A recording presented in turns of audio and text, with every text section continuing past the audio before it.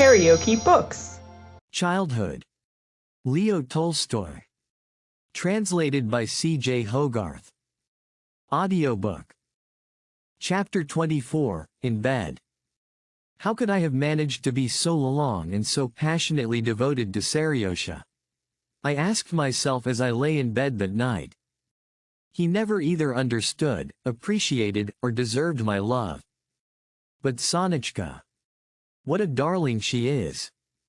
Wilt thou? Thy hand?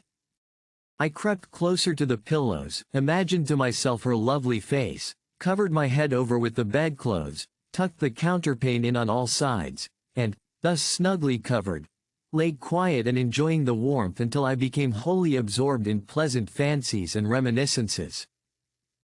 If I stared fixedly at the inside of the sheet above me, I found that I could see her as clearly as I had done an hour ago, could talk to her in my thoughts, and, though it was a conversation of irrational tenor, I derived the greatest delight from it, seeing that thou, and thine, and for thee, and to thee, occurred in it incessantly.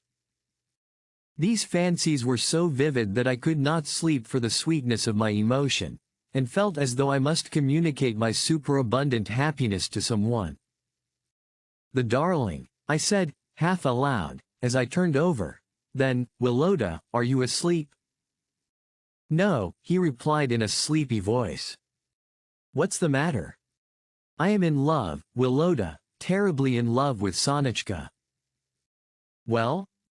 Anything else?" he replied, stretching himself. "Oh, but you cannot imagine what I feel just now. As I lay covered over with the counterpane, I could see her and talk to her so clearly that it was marvelous.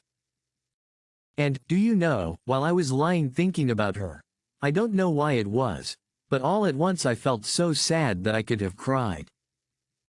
Willota made a movement of some sort. "One thing only I wish for," I continued, "and that is that I could always be with her and always be seeing her." "Just that. You are in love too, I believe. Confess that you are."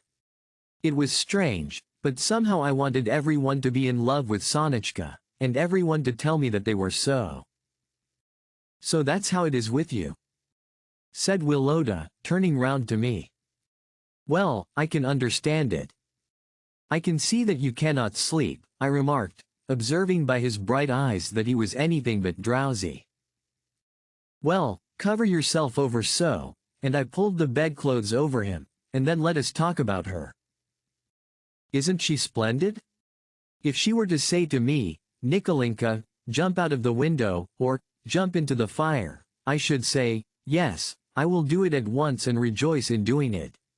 Oh, how glorious she is." I went on picturing her again and again to my imagination, and, to enjoy the vision the better, turned over on my side and buried my head in the pillows, murmuring, "Oh, I want to cry, Willota." "What a fool you are," he said with a slight laugh. Then, after a moment's silence, he added, "I am not like you. I think I would rather sit and talk with her." "Ah.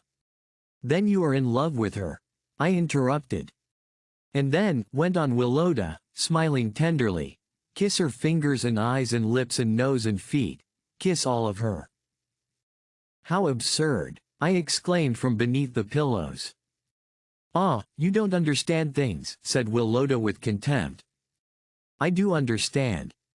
It's you who don't understand things, and you talk rubbish, too," I replied, half crying. "Well, there is nothing to cry about," he concluded. "She is only a girl." If you liked what you heard, please subscribe to the channel.